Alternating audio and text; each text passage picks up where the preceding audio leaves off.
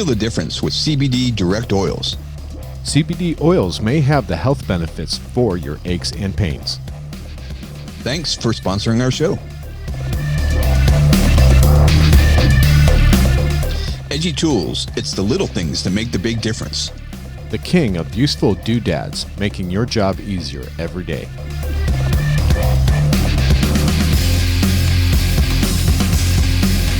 Ladies and gentlemen, boys and girls, children of all ages, this is the PDR Tool Time. This is Hudson Tansey with Vince D'Alessandro, the John Renstrom, and Mr. Daniel the Grominator Grom.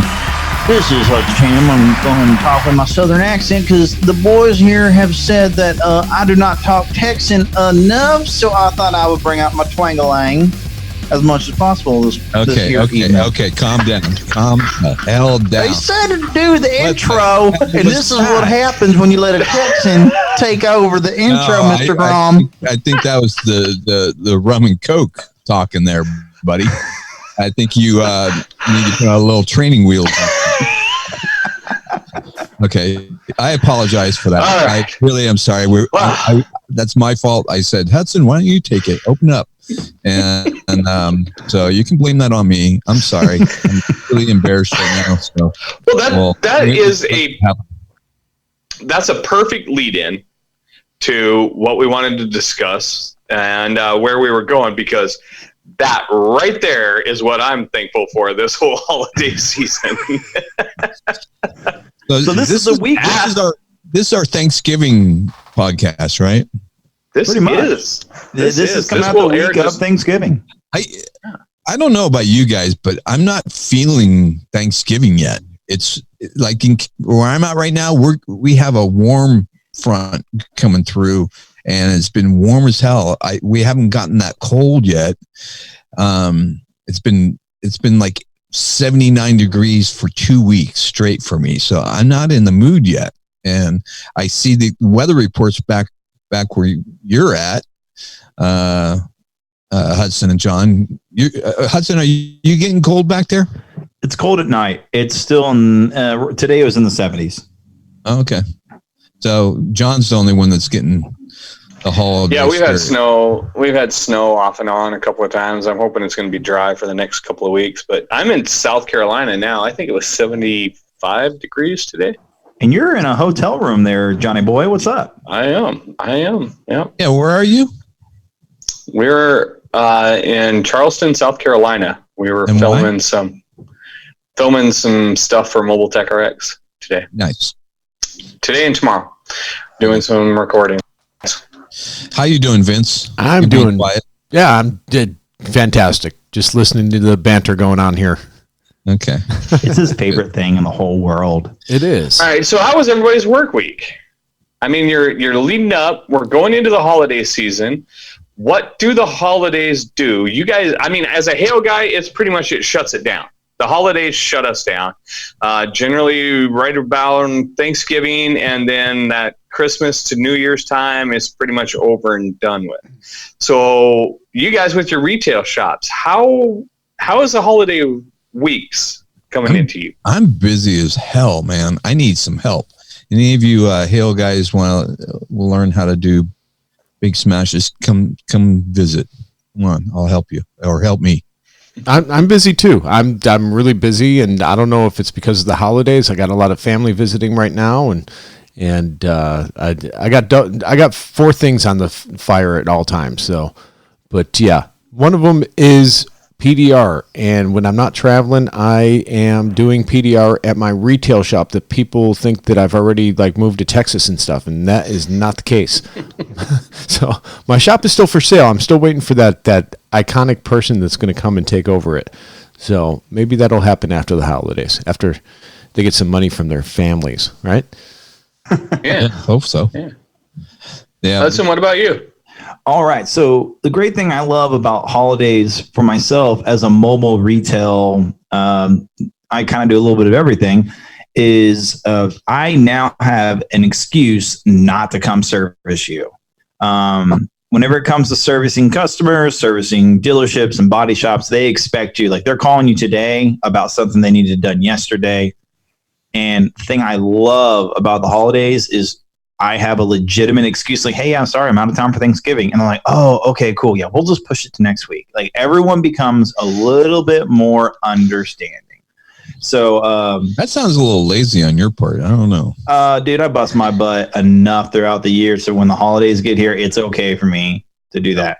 No, I hear you on that. Yeah. But also we use the holidays as an excuse to kind of like, as a sole proprietor who owns their own company, we don't get vacation days, right? Like if I'm not working, I'm not getting paid, right? And a lot of guys that listen, if they're not working, they're not getting paid. They don't have passive income. Some guys do, and I hope to be there one day where I have something in the fire that gives me passive income. But until then, what I do love is when the holidays get here, I have a legit excuse to take off, and people won't they won't question it, right? My dealerships that I service, like, oh yeah, Hudson's gone Wednesday through Friday this week because he's out of town for Thanksgiving. Totally fine, totally get it. But if I go out of town Wednesday through Friday, any other time of the year, what are you doing? Yeah. What do you mean you're not going to be here Thursday and Friday? You mean if I call, you won't be able to come? I'm like, no, I'm sorry. I have to warn my accounts like a month ahead of time. Like, hey, I'm going to be out of town these days. Yeah. So let me give you a tech tip. Give me a tech tip, baby. So that was the hardest thing about my business is going on vacation. And then you go on vacation and you feel guilty as hell while you're on vacation. And you're worrying about it and you're like, you can't relax and all that. True. So years ago, I started doing this the same time every single year. Mm-hmm. And what happened after about 3 years, all my dealerships and everybody got conditioned. Oh, it's September. You're going on your vacation soon, right? And I'm like, yes, I am. Oh. And so it's just like a holiday, it just comes around once a year. They knew what time I go on vacation. I go the same time. So you do this same time every year. Same time every year. Probably the same thing with MTE. They know, hey, January's coming. Daniel's going to be gone to exactly. Convention. Yeah. I will do that. I will say this. I'll give a shout out right now to local tech, Steve Cruz with Ding Lifters. Some of you guys have seen him. Love him. Yeah, great guy. Whenever I'm out of town, like when I went to Branson to the PDL World Cup, I'm like, Steve, if my Porsche or Lambo dealership gives me a call, can you be there? Or one of your boys be there? And he's like, yeah, man, I got you. I've got you covered. I'm like, thank you so much. Because if they call me with something, the thing is my Porsche, Lambo, and those guys, they'll call me, be like, hey, I know you're out of town, but do you know anyone that can come? I'm like, yes. And I really appreciate, like, I've conditioned my dealerships where they call me to ask for who I know that can come take a dent out. They don't just go Googling. Well, I think that's part of the importance of going to these tech meetups and going to Mobile Tech Expo and Branson and stuff like that, is to develop relationships with your competitors and become friends with some of them. And then you don't have to worry about it. They could go into your account. You don't have to worry about them stealing it and vice versa, Yeah. Oh, absolutely. It's funny. Steve Cruz and I, we joke almost every year because I see Steve in Orlando every year, but I never see him at home. Right. Because Houston is an hour away from Houston. Yeah. And he lives on the west side. I live on the north side, and it's probably 45 minutes to an hour away from each other. Yeah. Actually, we just had this discussion with Glass Guys today. And talking about that these guys are the other services that are involved in auto reconditioning do not flat out have the camaraderie that paintless dent repair techs have, And I actually used you, Hudson, as an example of how a local guy with another local company can make sure that your accounts are always protected and neither of you have to worry about each other. And it's like this eye-opening thought process for other businesses that, you mean I don't have to be under the mindset that I need to screw everybody else over? Right. If we work together, the whole group makes more money? Yeah. Yeah. And it's great. It's because it's better customer service, honestly, right? Because here's the deal. I'll get customers that call me on the west side, the east side, even sometimes the south side. They'll find me online, and I just don't service that area because I'm not going to travel an hour for $100 dent. I'm just going to be honest. That's an hour travel time. Then I have to fix it, and then I have to travel back, and that's 3 hours out of my day for $100. Not doing it. So I'd rather just send my customer to another high quality tech in their area. So I refer customers out all the time to other quadrants of Houston to good quality techs, and we all do the same. Why are you doing dents for $100? That's a whole nother topic. That will be episode 199. Okay. On our road to why are you doing Why are you doing dents for $100? So, basically, Hudson, you use it. You use the holidays as an escape, and finally a chance to get away. I can understand that. And Vince, Daniel, do you guys ever notice an issue with your retail customers at all? When I had my body shop, it was a pain in the ass. Even a holiday, they'd call me on Thanksgiving. Yeah, they call me. It doesn't matter. It doesn't matter if it's 4 o'clock in the afternoon or 4 o'clock in the morning. I get calls. It's terrible. It's an invasion of my downtime sometimes. However, what I notice on some of my busiest days are the national holidays. I don't take Veterans Day off or Labor Day off. I'll take Labor Day off now, but before I wasn't. Black Friday, people are off that day. A lot of people are running around trying to get their things done that they've been putting off, and they tend to be some of my biggest days. I don't work weekends. I don't work Saturdays. So those tend to be, a bigger day for me. Yeah, I'm the same thing. Yeah, absolutely. But the one thing I find is the holidays. It's when people are off. My situation, it's usually weather related, and depending on how the weather was. Like 2 years ago, the weather was.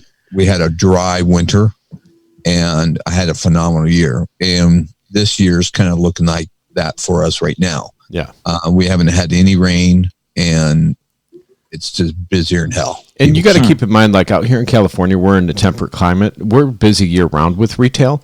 However, I know that if the sun isn't out, my phones are not ringing. And if the sun doesn't come out till 11 o'clock, the phones don't ring till 11 o'clock. But as soon as the sun comes out, people come to life, and then boom, boom, boom. It's a game on. So it's the strangest thing. If it's a rainy day, no one's coming in and no one's calling. But the day that sun comes out, boom, blows up like crazy. Yep. Speaking of sun, you know what I really hate is this whole daylight savings time. We need to get rid of it. Yeah. I like it. Man, the thing is, it starts getting light at like 6 a.m., which is cool. But I'm not going to be able to bang on someone's car at 6 a.m., right? I was at work till 5:30, 5:45 today, and I was pitch dark black. I barely finished in time. Yeah, that means you have to go home. That's when you have no luminant light to work in the dark. Come on, it's a good contrast. I'm with the Sal Contreras camp. Do y'all remember? Do we all ever part of DoorDing.com? Yes, back of in course. the day. Yeah. Yes. And I remember when Sal had come on, everyone, Sal was very much about all about natural reflection back then. Oh yeah, the reflectory. Yeah, the whole using the tree to reflect it, Yeah. I remember Wade Hartley asking him during the dent Olympics if he was going to bring a house plant in to use to fix his dent. That's where Keith Cosentino kind of got his name out there, was with the reflectory. And he teased him so bad about it. But Sal taught him, natural reflection is important at the end. Maybe not to fix the dent, but to see what's left, you're going to use natural reflection. Yeah, we can poke fun at Sal all we want, but the dude can probably run circles around us. Hey, he does good repairs. He does great repairs. Yeah, he does great repairs. All right. Yeah. So let's compare P&Ls. Yeah, let's just move on from this topic right now. Yeah. So, all right. Enough dent guy jealousy. What are we thankful for in our dent industry? Ooh, well, no. Wait, before we even go there, let's talk tools. This is tool time. Okay. Talk them tools first. Yeah. We're going to talk tools after, but we can talk tools first. No, I want to talk tools now. Of course you do. Because I got a package yesterday. I got a package for you. That's Come on, Daniel. What you get? And Hudson delivers. Could you guys make it so I don't have to edit this podcast so much? I know, right? So I got a surprise package from Anson, and he put in there the new tequila tools that are what are they, Vince? They're picks. They're called the pivot picks. Pivot picks. Thank you. Yes. But they're the angle is like super important. So Hayes Freeman, which is your best friend there, Hudson. My buddy. He has the new pivot tips. He has these new ones that are industrial rubber. They're really good. But the angle of that tip is pretty important, because if it's too low, those tips will come off. And so Anson found the right angle, made these picks with I'm going to call it the R4 cherry style tip, or the R4 tip, Zencraft ball tip. Yeah. So they're welded on there, and they're made for that. It's not a removable tip. And BB tip. You can put the BB tip. There you go. Hayes Freeman pivot tips on it, but it's a perfect angle, and really, really liking them. So that allows you to use a straighter tool on that with that pivot tip and get that big blunt push, but with a much straighter tool. Okay. Yeah. And what's cool about the pivot pivot tips is that they're metal core on the inside. So, it's industrial you're not pushing through. Rubber on the outside, but you're not pushing through because of the metal core, and that's helping you make it push. Now, also with those is there's flat ones and there's convex ones, right? So there's the flat ones if you need a flat push, or a convex for pushing as well. Have you been able to test those much? I've been testing all this stuff for like months now. So I apologize because I haven't really been talking about them, but I've had the prototypes of them for a few months. And I had the 30-degree pivot picks, and it wasn't the right angle for the pivot tips. However, I loved them. So me personally, I a lot of the times I like metal on metal, so I don't use anything on it. And the bullet tip or the BB tip itself is fine for me. Well, I like to say this. So Hayes gave us some prototypes to play with. And I think this is like the third generation of material that he's using. So the first ones was the rubber was too soft. He was hand making them. He was hand making them. Yeah, it was too soft. He got them harder, and then the last ones are like really dense, kind of a rubber. You can tell they ain't gonna wear out. It was kind of like Goldilocks. Yeah, just getting right. First ones were too soft. Yeah. And the last ones were just right. Just right.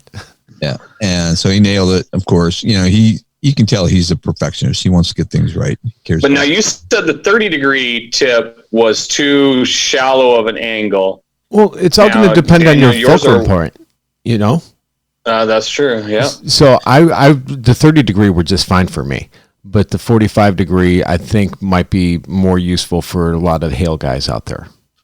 If you look at the angle that you usually have your rod fulcrum, and that it's going to be closer to the panel, and you're going to find this is going to be a better angle, I think.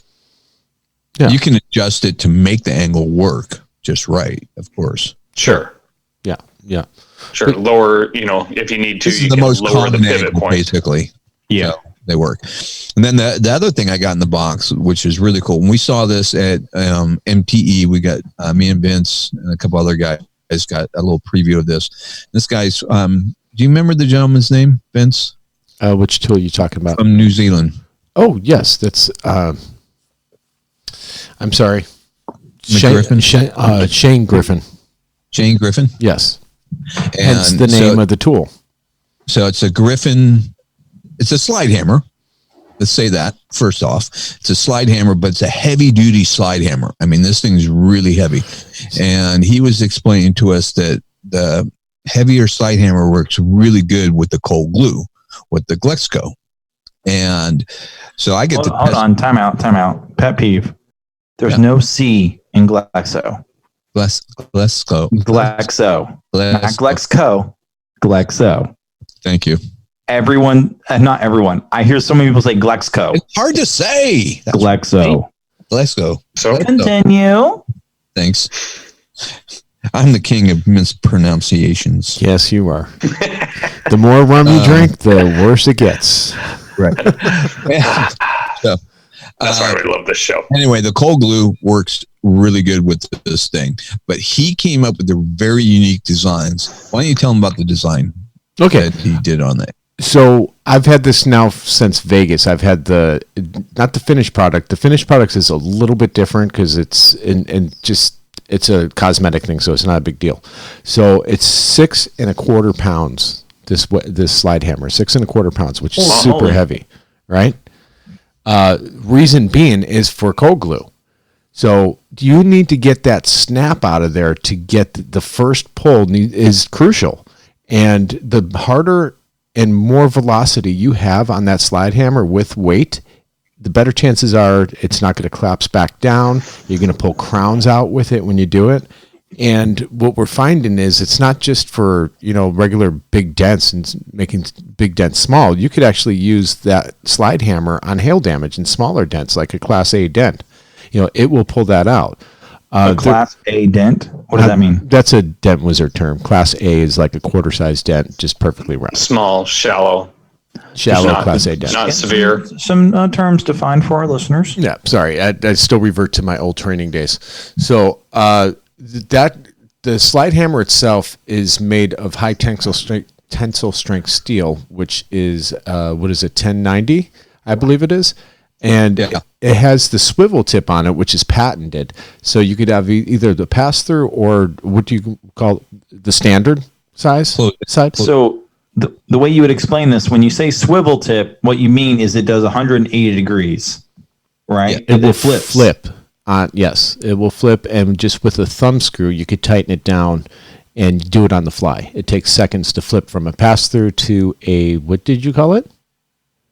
Closed end. Close end. So An end is closed. yes, and the good thing is I just did a video on this. So next week when you guys hear this, you'll be able to go back and reference the video on Anson and see exactly what this tool is all about. I'm going to be doing a post tomorrow. So you're going to do the close end on hail damage, your Class A dent, and then you're going to, in a matter of seconds, you can flip it and go to the pass-through, which you use it with centipede tabs and things like that on larger damage. Exactly. Yeah. This is going to be your big bad mamma jamma. Now, here's the cool thing. One of the unique things in the designs, and it's a small thing, but he pointed it out to us, is how some of the slide hammers have these springs on them, right? And a lot of guys don't like the springs. I know Craig Anson doesn't like the spring at all. And he put 2 washers on the end, but the washers are kind of beveled. Shapen. They're beveled. They're beveled.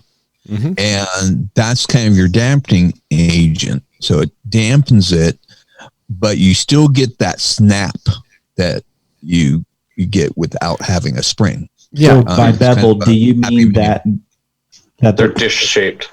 They're shaped like a Pringle? No. Yeah. Well, kind of. No? It is clear as mud right now. Perfect. Yeah. Perfect. Now they're more of a cone or a dish shape, correct? And then just slightly so that the washer then flattens out as the slide hammer comes up, and that's what gives you your cushion effect, correct? Yes. I'm afraid to say yes right now. Because a Pringle is more like a cowboy hat shaped without the. I know a little something about them cowboy hats. That's why I threw out the cowboy hat. They're concave. One would be concave, and then the other one's flipped to be convex. So when they smash together, they flatten and then go back to the concave and convex, absorbing it. Are the Pringle comment? Yeah. Think more like a pair of cymbals that smash flat when they connect. Right. Oh, that's a good analogy. That's a great analogy. Yeah. So, and then even the dome on the back is designed to transfer the energy back down the shaft into the tip of the tool. So there's purpose to every part of this slide hammer. There's a joke in there. I'm just gonna. Go ahead. I was letting it go. Now, so real world use though, are you guys seeing that big of a difference with cold glue versus the older slide hammers that you were using? Yes. And yes, and I got to really test it out. I had a Harley tank that I couldn't get to the dent, and I ended up cold gluing it and got the dent out with cold glue on a Harley. Here's a question. Is it enough of a difference to where I would want to purchase it separate of what I already have? I don't know how much it costs. It's $200. I'm sorry, it's $300. 300. Let's see. I was almost thinking about purchasing a second slide hammer just for my Glexo. Yeah, the problem. You know what? And yes, I would do that. So if I do a lot of big damage, are you saying that the Kiwi Griffin slide hammer is kind of the way to go? If you do big damage? Vince? No? Yes, you would. The thing with that you have to keep in mind is that most slide hammers, what are the tips made out of that holds the receiving end? What are they made out of? Generally aluminum on a lot of the new ones. Exactly. The aluminum, if you look at the Kiko ones, they're steel, but they're hollow. The thing with the Griffin is it's 1090 tensile strength steel, and I've already broken a couple slide hammers by slamming big dents out with big super tabs. And chunked out my aluminum out of it and stuff like that. It's just and the metal ones that are thin, they open up. Mm-hmm. You know, you see them flexing and opening up. This does not open up. It does not flex. This isn't going to happen. You're going to go. You're going to go to either your grave with this tool, or you're going to pass it down to your kids, and they're going to be like, "What the hell was this thing for?" You know, it's a beautiful piece of machinery. It's indestructible, and I have to agree with you because I've broken slide hammers before because they thread the aluminum, and you can pull those threads out of that aluminum. Yeah, doing that so many times over years, you'll just rip those threads right out. Nice. Well, I really look forward to seeing the videos with what you guys have and seeing it in action. Now, is Anson going to have these for sale? They're already for sale. They're on the vans. They're in the shop. They're online. They're good to go. It's a nice piece of machinery. Yeah. And this guy is, this is his first tool out from New Zealand. It's got a little New Zealand kiwi bird carved into the end of it. It's kind of cute. Like it.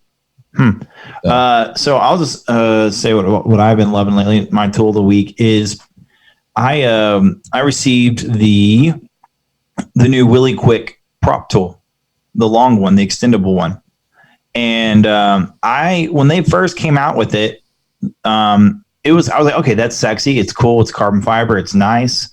But whenever we had it at the PDR playground at MTE Vegas, there was a bit of a play in it, right? So you have the prop and lock from B&D, which is a tank. That thing's a tank. It's not going anywhere. It's just insane how stout that thing is. And my issue with the Willy Quick one is there was a little bit of play in it, and I didn't like that because I want it. If I'm going to take the time to put that in there, then I want it to be set.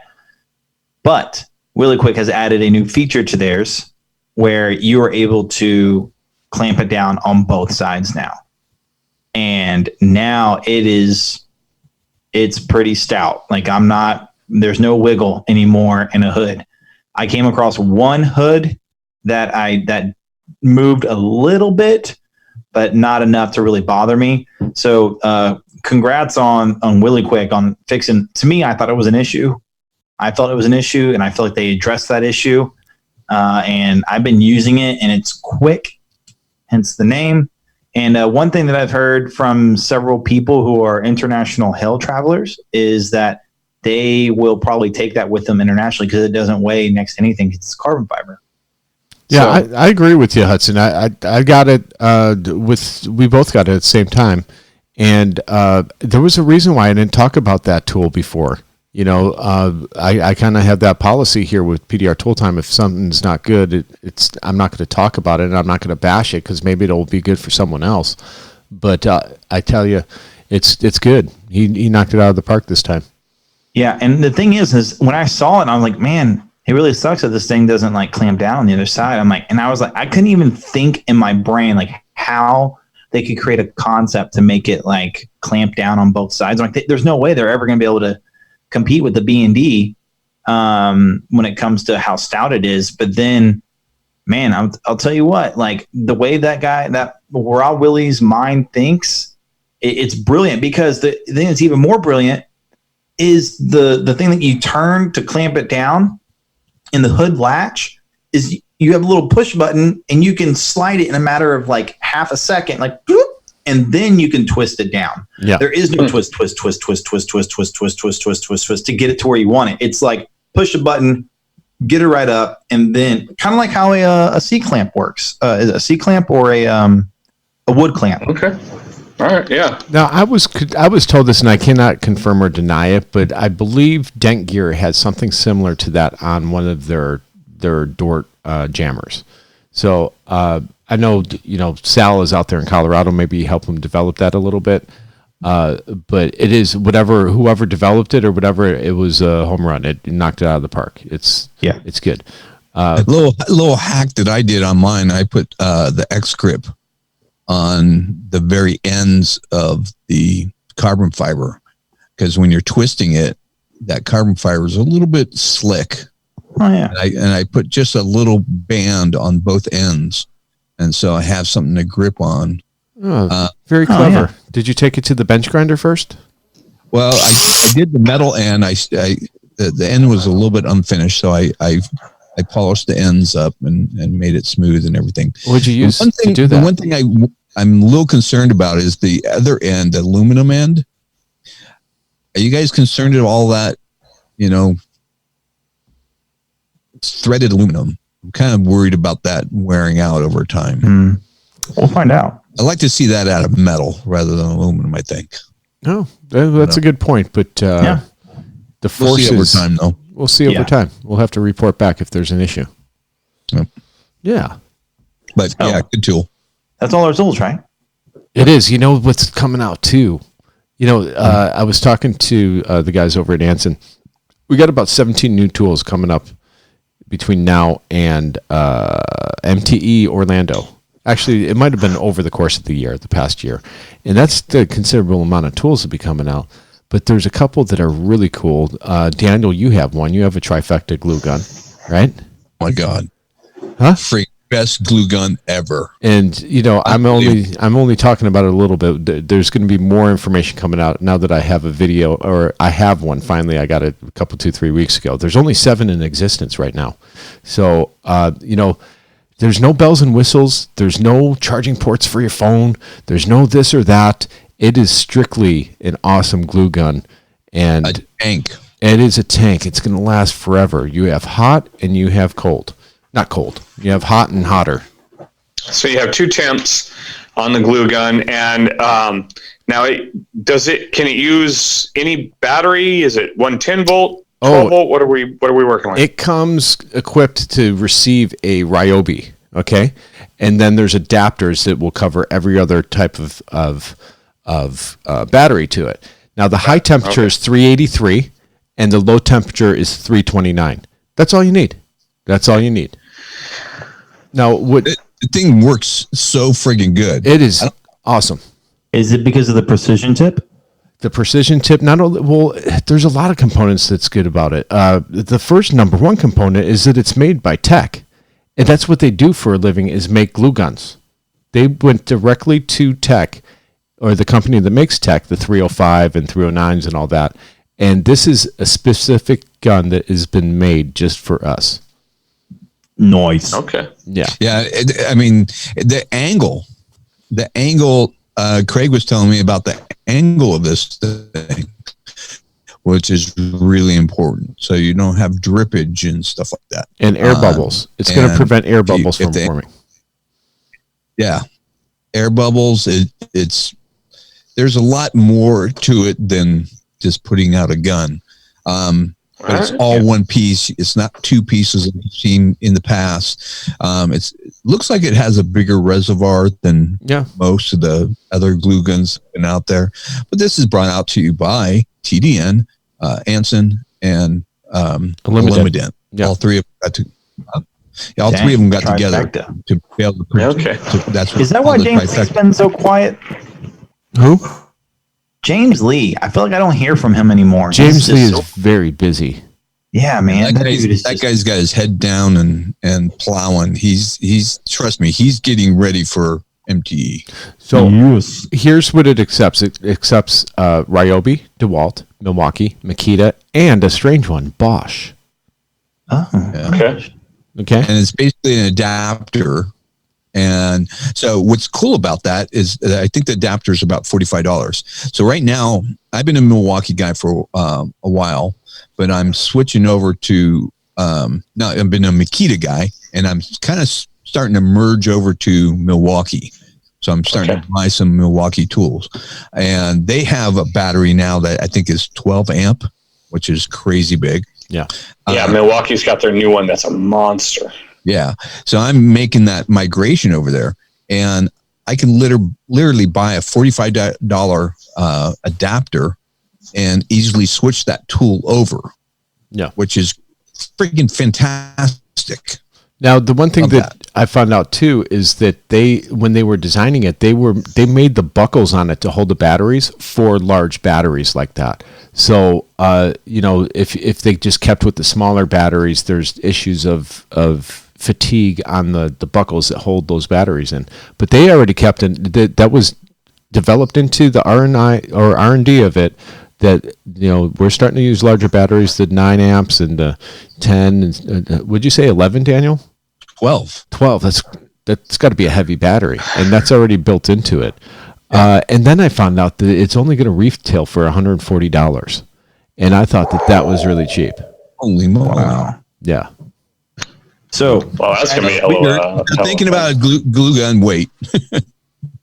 All right, so we've been talking about tools quite a bit because it's easy for us, but I think we should move on to something a little more important. John Runstrom, what is it you want to talk about? Well, I think this is a really good moment just to bring up what all we are thankful for. What in this dent world are we most thankful for as we're going into this holiday season and Thanksgiving? So, Daniel, why don't you start us off? It's probably the business on the whole. The guys are it for me. The relationships I have with you guys, with a lot of the dent techs around the country, make it worth it for me. And if you go back to when you first started and you worked alone for years and years, a lot of guys did. And then they started going to MTE and they found that brotherhood. And if you guys aren't reaching out to other dent techs that you've met, you're doing yourself a disservice, because it's, like today, I was powering down a Tesla. I called up Vince. Hey, I can't find the last Tesla I did. The battery was right here. It's not there. And he looked it up for me. He goes, "Oh, that's an older model. The battery's tucked up underneath the air cleaner thing."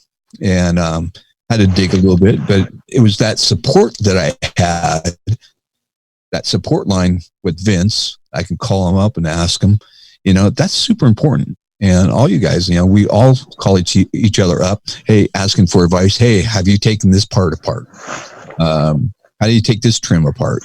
It's so important. And it's like we don't work alone anymore. We're like one big company almost. Yeah. So that's what I'm thankful for. Yeah. I agree. You're going to make me cry. Quite. I know. Just a little bit. Hudson, what do you got? Man, he's grateful for his phone that he's on right now. Yeah. I had someone calling me and I had to text them back saying I was with you. What are you grateful for? I was grateful for Vince until he said that. Good night. All right. So what I am grateful and thankful for, honestly, is I've made a lot of really good, solid relationships this year in the dent industry, and it's been life-giving, quite honestly.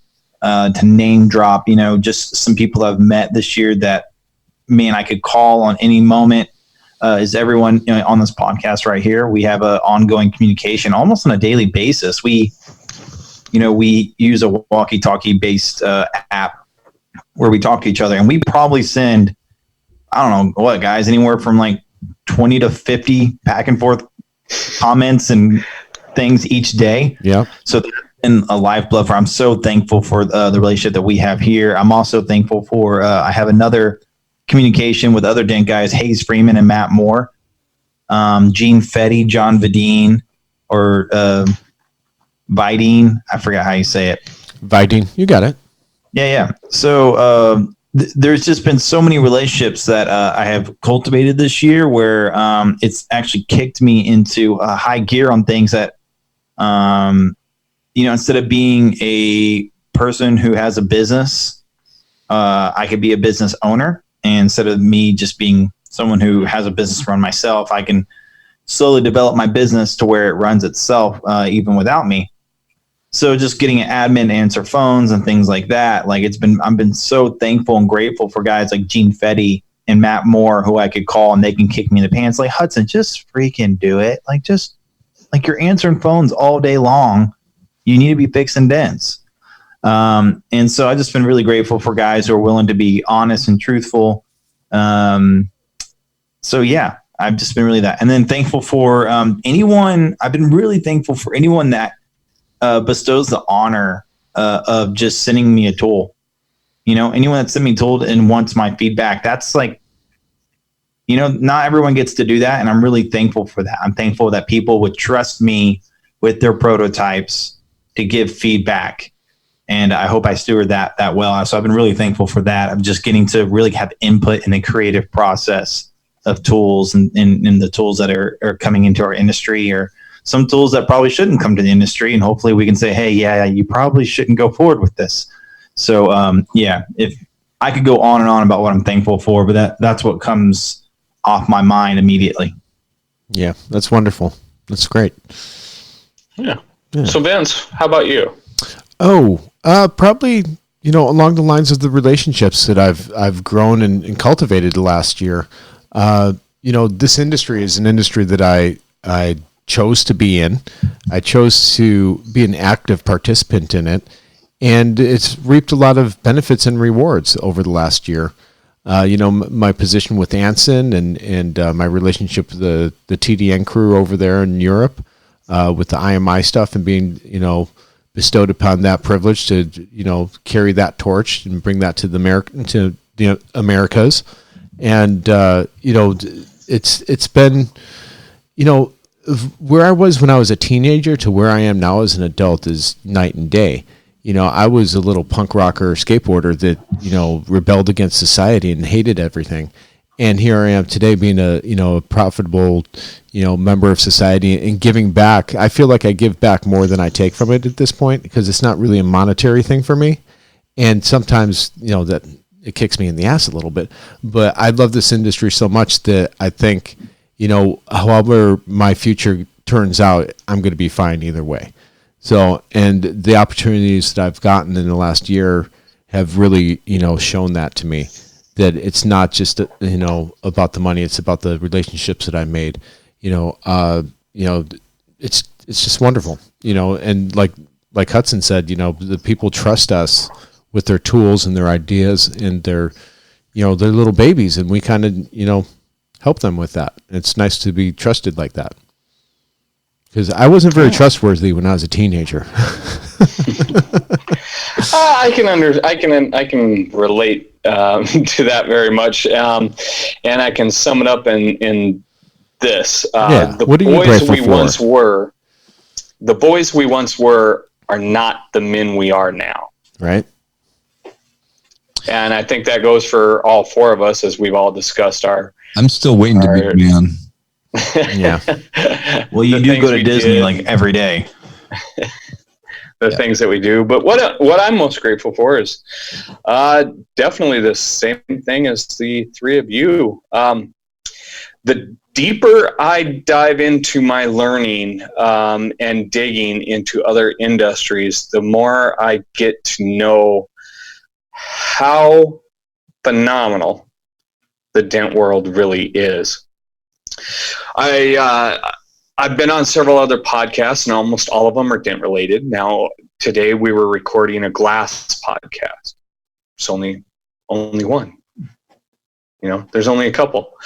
You get into detailing, same story. There is no other industry like the dent industry where we might smack talk each other on the internet. We might slap each other around at the MTE. But when it comes down to the whole industry, we have worked as a group to improve our position in the world. Yeah.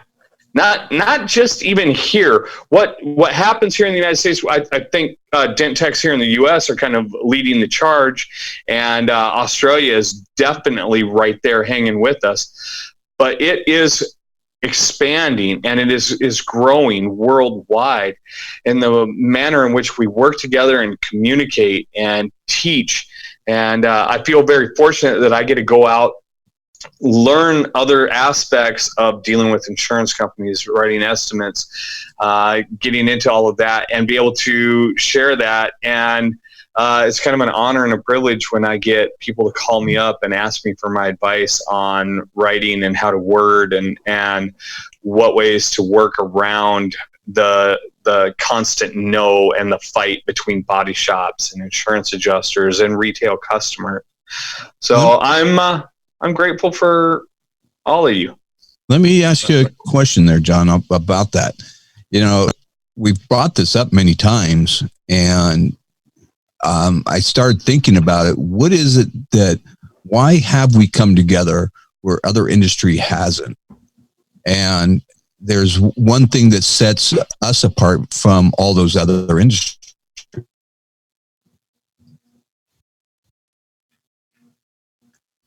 I break up just a little bit. Or did we just, was it Daniel that broke up? It was Daniel that broke up. It was me. None Sorry. of us are, yeah. I thought it was my cell. I'm on cellular, so I don't trust cellular. So I think it's hailstorms, and it brings guys together. What do you think? Honestly, I think it's the fact that dent guys, while stubborn and a pain in the butt, actually took a moment to see that working together made an overall difference. Yeah. That it didn't cost them everything. It actually built everything up. Hudson, you just talked about that with Steve. If you're out of town, you can call Steve and he'll cover anything for you, or one of his guys will cover for you. And yet Steve's not in there banging on the doors of your account. 15 years ago, everybody was, oh my God, you're stealing everything from me. And instead, what you guys have done is you've been on the same page. You don't call each other and whisper in the phone as to how you're going to control all the pricing. You each run your business. You each have your business model. You each fulfill your services and needs and agreements, but yet you can work together and maintain a healthy business environment for everybody. And I think PDR is the only one that's done it now. I have my theory too. Do what, Vince? Detail. Yeah. We had a chance to go to a big detailers convention during the SEMA week. And the man that stood up and talked, his dream for detailing is where PDR is today. Their industry is trying to build what we have and what PDR started, 5, 6, 7 years ago. I see they're on that path. I can see the industry. Their industry is changing quite a bit right now. Because I'm watching these guys here. My detailer just hired this young kid to help him manage, and this young kid's been reaching out and going to all these different trainings, and he's bringing all this knowledge back to a veteran, and they're starting to share ideas. I'm trying to get them to go to MTE so they can get more of that. I kind of have a theory too. I have a two-part theory. One is monetary. I think dent guys make a good living And once you are starting to make a good living doing this, you're not as threatened as your competition. And if he's friendly, you could ask him to come and help you and not worry about losing that. You could just go get another account possibly, or maybe lose a retail customer. The other thing too, we're lone wolves, and we're doing a craft that detailing is detailing. It's pretty much the same thing day in and day out, where I think dent removal is more like a snowflake, and every dent is different, and everyone has a different way of fixing it, right? So did you just call dent guys snowflakes? Yes. So many triggers. With that being, never mind. I lost my train of thought. Carry on.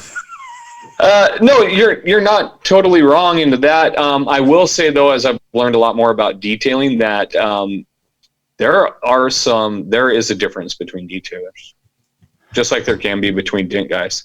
And honestly, we're also seeing dent guys reaching out across these other services and tag teaming. And that's what we talked about on the podcast for glass was, dent guys are starting to offer some packages. Once you have your customers trust that they're going to spend their money with you, it's easy to upsell them on the next service.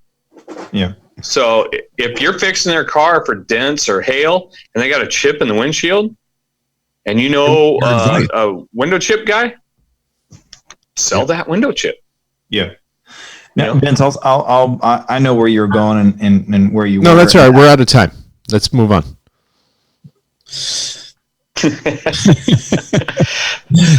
Daniel's internet's getting tired.